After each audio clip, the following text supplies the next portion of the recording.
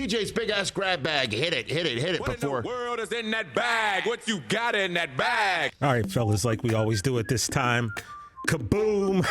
Guess who stepped in the room? Listen, TJ here. Just want to knock this out real quick. I got some feelings, Chris, about the Dallas Cowboys in the upcoming season. I know you do. And I'm not claiming we're winning Super Bowls. I'm not claiming anything.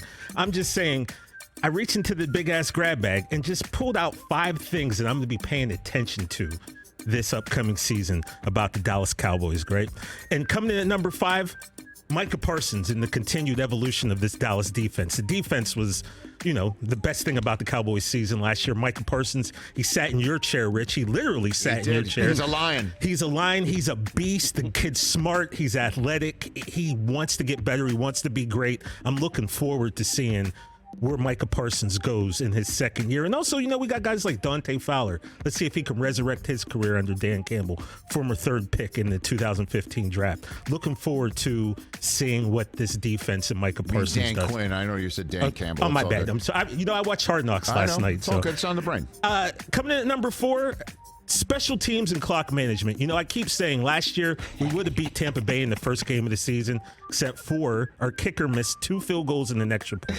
Rich, I remember there was 3 games last year where you came in and asked, what were they doing with their timeout situation? What were they doing? Clock management and special teams cost this team. By the way, that's an evergreen topic to look forward to a Cowboys season, not just 2022. Man, it's frustrating. So I hope that the coaches understand how to call the timeout when it's necessary, what the 2-minute warning means, and I hope that Brett Maher can make some kicks this year. Yes. All right, coming at number 3, this is probably should have been number 1 because if this goes south, the entire season goes south. That's Dak Prescott's health. Okay, we know about the broken ankle, the compound fracture. Then he came back. Then he had a shoulder surgery. Remember last year there was a thing about pitcher's shoulder and no one had ever heard of? We got Tom House in studio next year. year. So then the calf happened, Chris, and now word is something was wrong with his cleats in practice yesterday. He's wearing Jordans. He's wearing Jordan 1s usually. He wore a pair of 11s. Didn't like those. Something went wrong, so he's going back to the 1s. You and I, Brockman, know Jordan 1s aren't exactly the most comfortable J's out there. God. So where Dak Prescott's health goes, so goes the Dallas Cowboys. Comeback shoe of the year? Is that what it is? He's going for comeback shoe of the year? It could be, but that's number 3. Like I said, it's probably really number 1 because if he goes down, it's a wrap. At number 2, speaking of people going down, people thought we had the greatest offensive line in football. Yeah. Times have changed. We know what happened. Tyron Smith goes down. Big issues on the offensive line. We'll see if Jason Peters can do something. He's 40. He's still a big man. Still got a little left in the tank. Dallas's offensive line, man. We got to see. These guys have got to show up. They got to grow up, first of all. And it's not going to be easy, but they got to do their thing. Mm-hmm.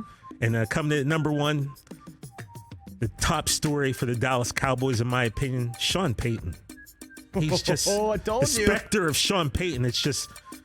It's looming large. Look at that. If we start off slow, look at that. if things go astray. Told you. How long before this dude's name? Like, what time is it right now, Chris? What time before Sean Payton's name gets thrown into this Cowboys 5 list? minutes ago? Well, I mean, if your number 4 point about clock management and special teams goes wrong, those are kind of combined right there. It's going to be sooner than later, yeah, man. So that's the number 1 thing. Sean Payton.